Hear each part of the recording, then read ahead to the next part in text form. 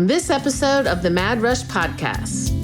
Having some sort of affirmation or mantra. Maybe I'm smart, strong, and confident. Something that feels good and comfortable for you. Think of what you would want to hear from somebody. So if that's from an older sister, a mom, a loved one, a friend, what would feel good to hear from them? If you've got this, you're going to kick some butt. You're going to get the place that you want to be because that's where you're supposed to be and you worked hard to prove yourself. Welcome to the Mad Rush podcast. I'm Trisha Addicks, the original sorority rush consultant. While the stories I have to share are nothing short of astonishing, this podcast goes beyond the wild client tales and sorority life. I'll be engaging with fascinating guests from both within and outside the Greek world, uncovering the surprising connections that bind us all together. Join me for a journey that's as entertaining as it is enlightening. Welcome to Mad Rush.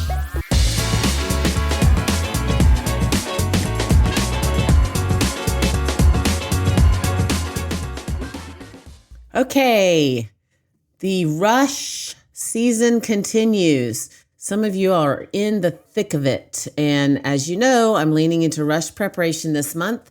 And nothing is more important than taking care of yourself mentally and physically during rush and during all of college. So today I am joined by, y'all, I'm going to get her name right the first try, Rachel Dorneanu. Pretty close. Yeah. Dorneanu. There you go. You got Dorneanu. Dorneanu. Okay. Anyway. It's okay. I'm Southern. This is not a test for you guys. Thank goodness. And she's a good sport because she's not mad at me, I don't think. Anyway, she is an individual and relationship psychotherapist, and she's here to give you more tools to take care of yourself. So welcome, Rachel. Thank you so much for being here. Sure. Thanks for having me. I'm super excited to be able to share whatever I can in this episode. So yeah, before we get into the meat of the episode, talk to me about your college years and your sorority experience. That's kind of what I like to do on this podcast. So I went to University of North Georgia for my freshman year, and I did rush. I did a spring rush there. And then I got accepted to a sorority that I did not want to go to and decided to switch colleges in general for a different major. So I ended up switching to Kennesaw State University, and I did fall rush there and got into the sorority that I did want. And that was AOPI, and everything went really, really well after that. I wanted to make sure that I had a chance to have like leadership opportunities and ways to give back to the community, and then also to have a little bit of fun while I was there. Okay, so this is crazy. So the first 3 episodes of my little rush series were Chi Omegas. I'm one, but then all 3 of my guests were. And then last week was the AOPI advisor for Middle Tennessee State University, as well as a bunch of others. And she was talking about rush behind the scenes. Nice. And then that you're an AOPI, so that's weird. Connections. So cute. Love it. So yeah, so you obviously learned the power of the pivot, and that's great to hear. And for those of you out there who are going through it right now, if you don't end up where you want to be, there is always hope for the next year or finding something different to do or whatever. So absolutely. Okay, so let's get into it. How do you want to do this? Do you want to just address some of the things that listeners are about to face or are facing right now? Sure. And let's start with how to mentally prepare for recruitment without losing yourself. Yeah. Okay. So a few things. And if I start going on a tangent, call me out. I'll stop you because just be like, Rachel, that's enough. Ain't nobody want to hear about this for hours. That's right. She has a lot of notes, y'all. So we're just gonna hit on the more important, or not the more important, but the more timely topics, and then she will be a repeat guest. So that's amazing. Okay. Yeah, I'm in.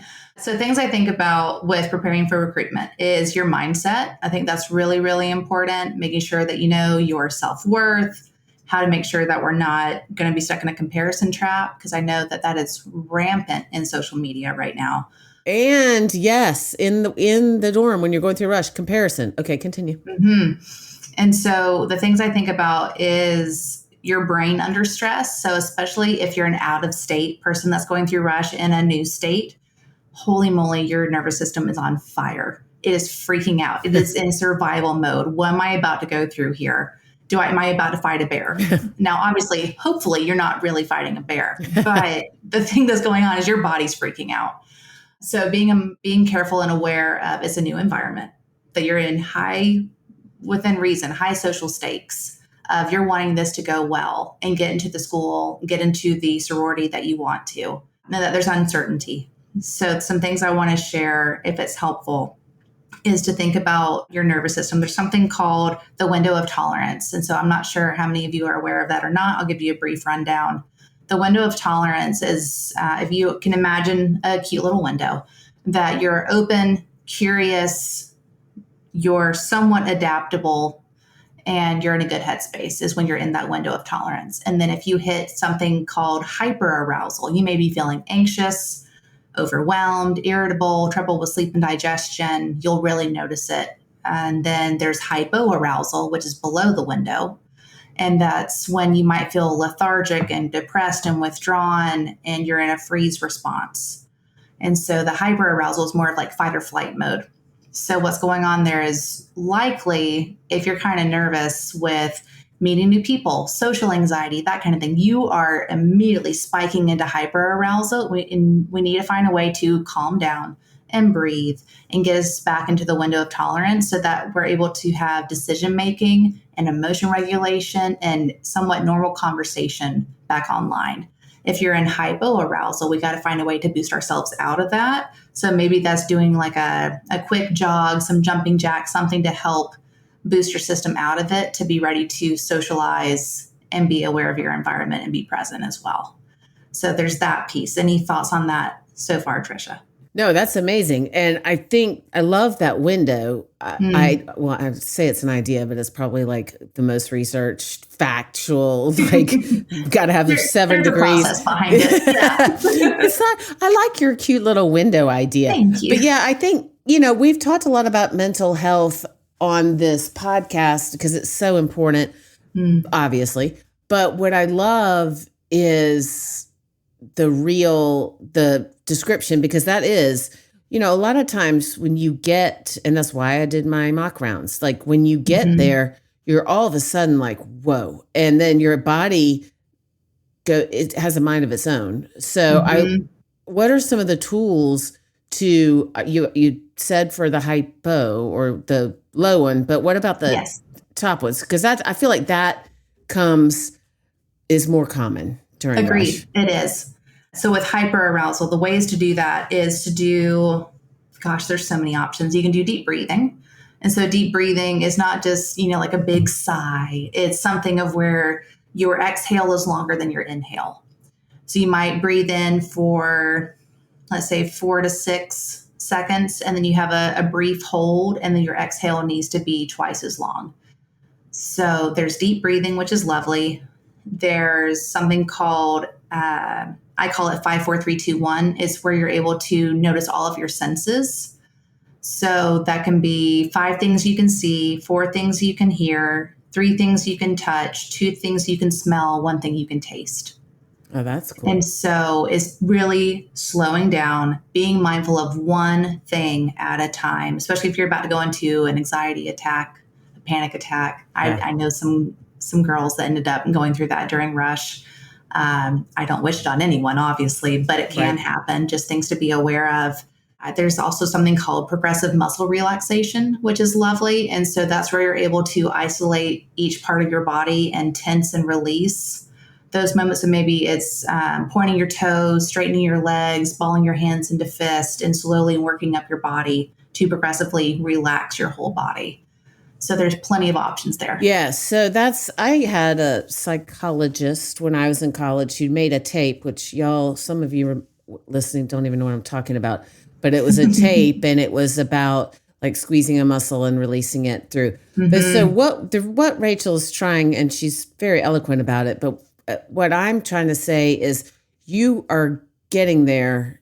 You're not always going to be, this is not always going to be, it could be shocking how you're feeling. And so she's giving you the tools, the breathing, the 5, 4, 3, 2, 1, all those things. And, at the end of this, we will, find out ways to get in touch with her so she can help you directly. But just knowing that these things are out there. So if it does happen to you, if you do get there and I've had, like you said, you've known some people, I've had so many clients who are so prepared and they just have complete anxiety and panic attacks. And it's not even about something that happens during rush, which of course that is something that we deal with a lot too. But it's just that all of a sudden it's a lot and it can be very overwhelming. So having those tools, breathe through it. And that, works for everything, but especially if you're shocked about this in rush. And so that leads me to the emotional roller coaster that is rush. Yes. So how do you normalize that? How do you help people work through that? Coping strategies for that? Yeah. So the things I think about is, one, what helped me during rush, because I went through it twice. But same also, girl, same. It works. And there were also some really lovely people that I've worked with that have been clients, whether it was therapy clients, coaching clients, that kind of thing, that they went through rush as well, and they give me feedback of what worked and what didn't. So you're getting all the information that I can possibly share. That it's been it's super helpful to know that you're going to have a roller coaster. Having that awareness in the first place is great. If you're going in blind, you're going to be shocked and thrown off. So be aware that you may be just super excited and tickled to be there. You can be terrified and sweating to death, one, because of the heat, but two, because of your nervous system being on fire and freaking out. That you may have moments of sadness, of maybe you got accepted to a house or a sorority that you didn't really have in mind. You could have anger, you can have frustration, shock, fear, all sorts of things can pop up. So I just want to normalize that. Something I use is, I don't know if you can see this in the back here, I've got an emotion sensation pillow back here that breaks down core emotions, descriptive emotions, and physical sensations. And sometimes it's easier to notice the physical sensations first and then drop down into the emotions to be able to describe it. So being mindful of your physical sensations, the emotions, if it helps to say them out loud, to journal about them, having a really wonderful support system is so needed. So if that happens to be a family member, a great friend, a mentor.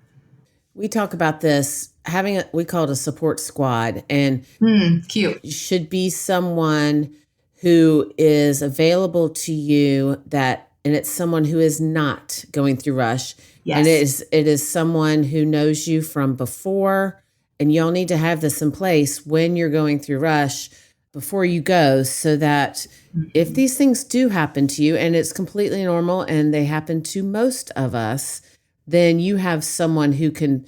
I actually have a mentor who works with me, and her mother is a great friend of mine, and she, I call her if I'm having an anxiety attack, and she definitely knows exactly what to say and tell me to do. And so that, someone who can tell you to breathe, and someone who can tell you to do the 5, 4, 3, 2, 1, and to recognize that these emotions are normal. And I love that, because it's a roller coaster, and just recognizing that it is also part of the battle. Okay. Here's something that drives me crazy. It drives me crazy with moms. It drives me crazy with girls. Comparing yourself. Okay. Everybody's journey is different. So you cannot compare everybody gets to one. So you cannot compare what you're going through with what other people are saying that is happening to them. Again, I've said this a million times, but if you think everybody else got the maximum number of houses back and you didn't, that's going to derail you. So I would love for you to give some practical tools for self-awareness, grounding, staying connected to their values so they don't lose themselves in the process. Yeah, this is one of my favorite things to do with clients. So what would be helpful is if you're listening and you have a moment, if you're not driving, if you're driving, do this later and listen to it later. But to make a list of values, let's say like maybe your top 10 values, you can easily Google a very long list of values and find your top 10 that apply to you currently or even for your future self, and figuring out, okay, let's say one of your values is honesty or respect. So my hope is that if you're aware of your values, you can go into rush, you can go through life. If you have good values, you can lead a value-driven life and make decisions based on those values and based on the people that you interact with. If they fit those values, fantastic. If they don't, they're probably not the best fit for you right now. So if going back to that, let's say that respect is your value. If you're going through rush, if you're meeting new people, because you are meeting people and very quickly, you're meeting many, many people. I know just from people I've worked with that UGA's recruitment process is wild. You are meeting so many people, so many houses, trying to memorize all of it and which face goes where.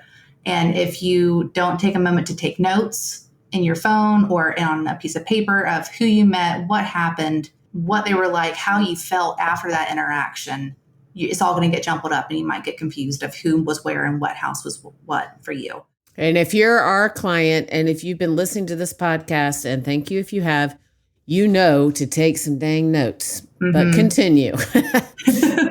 It's important. I do the same thing with my sessions, right? If I don't take notes, I'm going to get someone's story mixed up. Right. So it's really, really important. But back to that. So the values are super important. Also checking in with yourself. If it helps to have some kind of journal prompts or even brainstorming prompts to brain dump at the end of the day. I have some clients that we use something called worry time, of where you set a timer for 5 minutes and you just brain dump the crap out of it, of whatever that thing is. Well, that's a good idea. I like that. It's wonderful. And as soon as that timer's up, you're like, ooh, okay, pin dropped, just like after an exam. Pins are dropped. I've worried about it as much as I possibly can. I'm giving it up for the rest of the evening. And then I can pick it up tomorrow if I really need to. So that can be really helpful. Oh, so that reminds me of a thing that I have had my entire life. And I have moved these little things from house to house, and then I lost them and I reordered them a couple months ago. They're called worry dolls. And if you're listening, y'all Google those. So that it's a little container and it has little tiny dolls in it. And they're not like creepy dolls. They're like made of string. And so you tell the worry to the dolls and drop them in as one by one. And then you close the box on it. And that I want one. I know. I was going to say, that's my little psychotherapy trick, which y'all, I'm not claiming to have that, but I do think that was kind of a jumping off point to think about the worry dolls. I love the worry dolls. Mm-hmm. Some people use their faith for that, or you can use both, but it is nice to have a place to dump your worries and then close the box on it. So, No, I love that. Now I'm going to have to go research worry dolls. So thank you for that work. They're like $4.99. So, very doable. The other thing I think about as well is being aware of your mindset and the way that you're talking to yourself about yourself. Yes. I know that there's likely the comparison that we mentioned earlier, but also the inner critic tends to be really, really loud during rush of, did I wear the right thing? Was my hair crazy? Was it frizzy? Did I have a stain on my dress? Did I say something weird? Did I talk about something I wasn't supposed to talk about? All those things that I remember being terrified about during rush. And if you can take a moment and be like, okay, I'm going to do the best that I can. I'm going to share the things that are important about me. And if that fits with this house, amazing. I'm excited. And if it's not a great fit, that's okay too, because you can still be friends with people in a different house. It's not like you're lumped into this one spot forever. Right. I had lots of friends in different sororities, and I had one end up being a roommate in Montana, and then we ended up being in each other's weddings, and it was just wonderful. So just be mindful that you may have one thing in mind about things, and you can still have great friends in different places, whether it's Greek life or not in Greek life. Right. So keeping that in mind, that you're not stuck on this one path. What else can you think of, Trisha? So in this podcast, I think that I really want you guys to lean into the normalcy of all these feelings and lean into normalizing that you're on an emotional roller coaster. And if you're a parent listening to this, I'm going to repeat this again. It is your job to listen and support. Do not offer advice, because all the things that Rachel is saying that your daughter is feeling are things that they don't need external things adding to that. Right. So that's an important point, I think, to make is, again, and we have talked about this and we talked about it a lot this month in particular, but please, please, please, please, please just support. Don't ask them, well, what did you do wrong? Or what did you wear? Wait, we didn't, if she decided at the last minute to wear a different outfit, that's already happened. So let's not bring it up and just say, oh, I'm sure that was great. And it's also important to remember that what you say doesn't really matter, meaning, you're not supposed to talk about certain things, but if you do, it's not the end of the world. You're not probably going to get cut from a sorority because you made a comment about your religion, or right. It's not something you should lead with, but just don't spend too much time going over what you talked about when it's over, because it's an exercise in futility, and it's just not productive, and you got enough going on that you don't need to deal with that.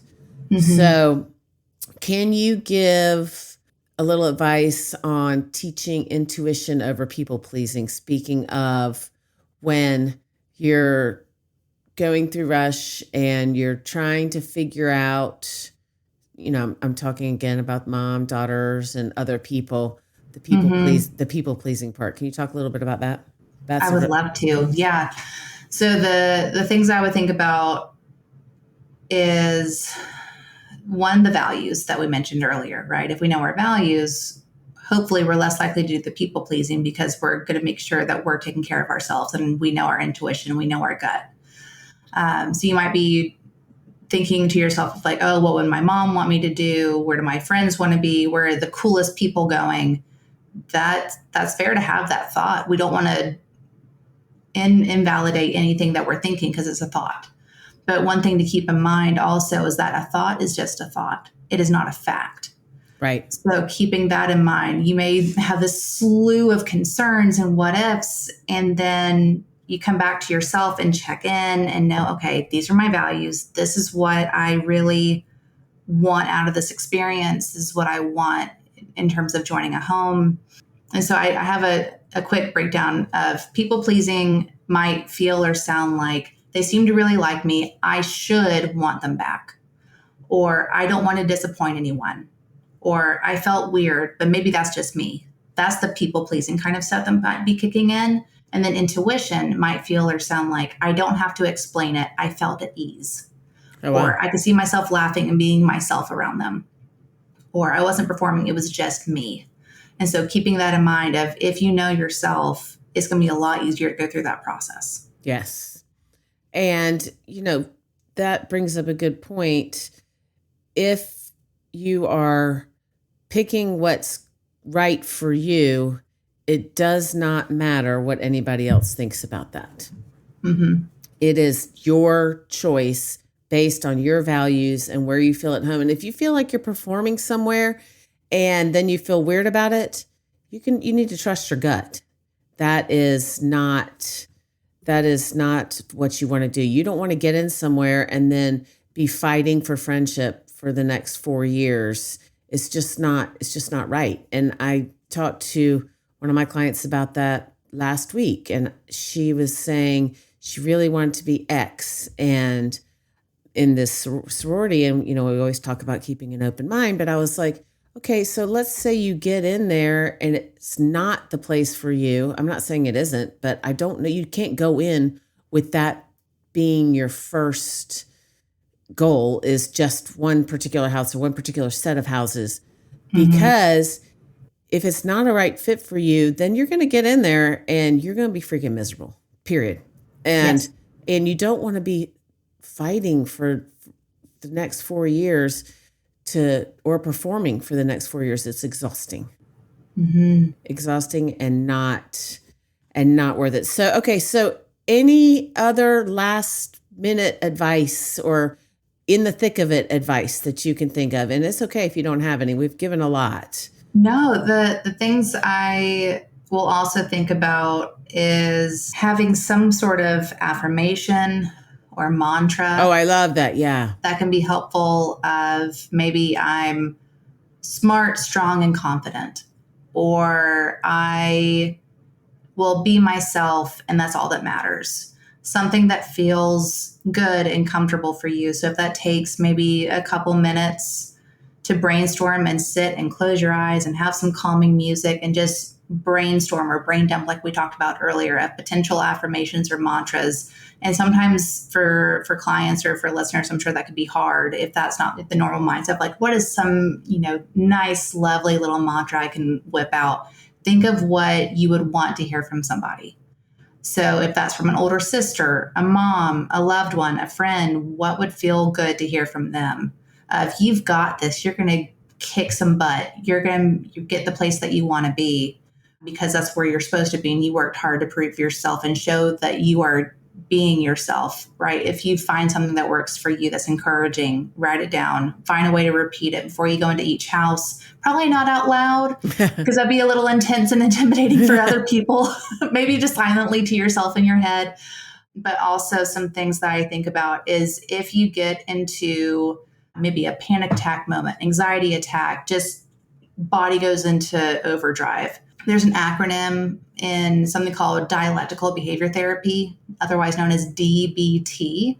The acronym is TIPP, TIPP. DBT is full of acronyms. If you ever end up doing DBT, it's a lot. But with TIPP, the T is tipping the temperature of your face. So if that's probably not when you have makeup on, but if you need to go and splash your face with some cold water or go to those squishy gel packs that never really freeze, put it on your face to cool your face down quickly, or the back of your neck. Oh, that's a good idea. Y'all get the gel packs. That's a great. Oh, they're so good. I have been known to stick my face in a thing of ice water, but you can't do that during rush. So I love the gel pack idea. Okay, sorry, interrupted. No, you're fine. So there's that, and then the I is intense exercise. You're going to be probably sweating if you're doing fall rush, so I wouldn't recommend any more intense exercise. And then the P is paced breathing. So maybe it's breathing in good energy, breathing out bad energy, breathing in the good, and the acceptance, and breathing out rejection and sensitivity. You can play with that. And then the last P is progressive muscle relaxation, which is where we talked about that of slowly tensing and releasing different parts of your body. And so I know you'll have breaks between some recruitment days. So you might be able to take a moment and just sit down and breathe and focus and calm yourself. One last thing is that if you can't do any of those things for whatever reason, if you can just run into the restroom and wash your hands and up to about mid forearm level with some really cold water, it can just help to calm your system pretty quickly. Oh, wow. So worth a shot. Yeah, no, absolutely. And that's also for us menopausal. She's not me. I'm talking about me now. That I run cold water on my wrist, and that's nice. But yeah, I mean, I think knowing that this is going to happen, having these tools is really important. But in addition, I have learned through this little rush series something that's really important. Once you work through this, the worries, the anxiety, all the thing, really try to have fun with it, because this is a once in a lifetime experience, hopefully, and wasn't for you or me, but right. But it is a once in a lifetime experience. And I know this is easier said than done sometime. I remember one time my psychologist said to me, you're way past the point of yogaing out of this. Like, meaning like yoga can't, it's not going to fix you at this. This was a while ago, but she was basically saying I needed drugs. But, once you work through this stuff, if you can work your way through this stuff, then after you've let out the bad energy breath, just try to have fun with it. Try to embrace this experience. And you've prepared, you've listened to this, you've done the work. And so my bet is having these tools, you're going to be able to have some fun with it. That's my observation of the day. So now your observation of the day. So, and we'll see if she did her homework. I'm betting she did because she's got a lot of notes. Rachel Dorneanu. I got it. There you go. So Bama Rush Talk popularized the hashtag OOTD outfit of the day. For Mad Rush, I am repurposing hashtag OOTD into observation of the day. So what is your hashtag observation of the day? Sure. So it's still therapeutic, of course, but I would say slowing down and finding 3 good things that happened to you that day, whether it's today, during rush, anything, because if you're able to find 3 good things, even if it's just you woke up, you were able to put on eyeliner in a way that wasn't smudging all over your face, and you had a non-clammy handshake, that counts. Oh, yeah. So be mindful and notice those things because you'll start to have more positivity and kindness to yourself in the rest of your days going forward. That's a great observation. And I love that. Kindness to yourself. Y'all be kind to others, but also be kind to yourself. You're doing a great job. And the fact that you're showing up sets you apart. So, all right. Where can listeners find? So where do you practice? Where are you licensed? Yeah, so I can offer therapy in Georgia, Florida, and South Carolina. And then I'm also a board certified coach, so I can work with anyone in the world. Oh, wow. Nice. Okay. So talk website, Instagram, how can they find you? And y'all, if you're just listening to this and you didn't write it down, she's willing to share this, correct, Rachel? Yes. Oh, absolutely. Okay. Yeah. All right. So how can people get in touch with you? My practice is Sage Counseling and Wellness. So you can find all of that on all of the socials. And then in terms of website, there's Sage Counseling Therapy and Wellness.com or just RachelDorneanu.com. Awesome. And you can contact me, free 15-minute consultation call, whether we're a good fit or not. And I'm happy to help. That's awesome. And y'all, this is go time. And just know that we're all in your corner. We're excited we're excited for you to have a healthy, positive experience. And that is why we're here. So thank you for being here, Rachel. I really appreciate it. Of course. Thanks for having me.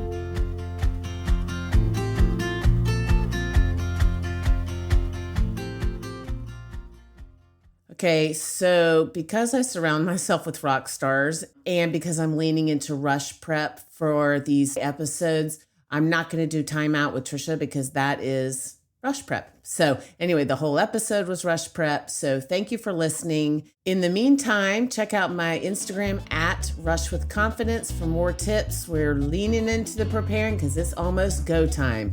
See you next week.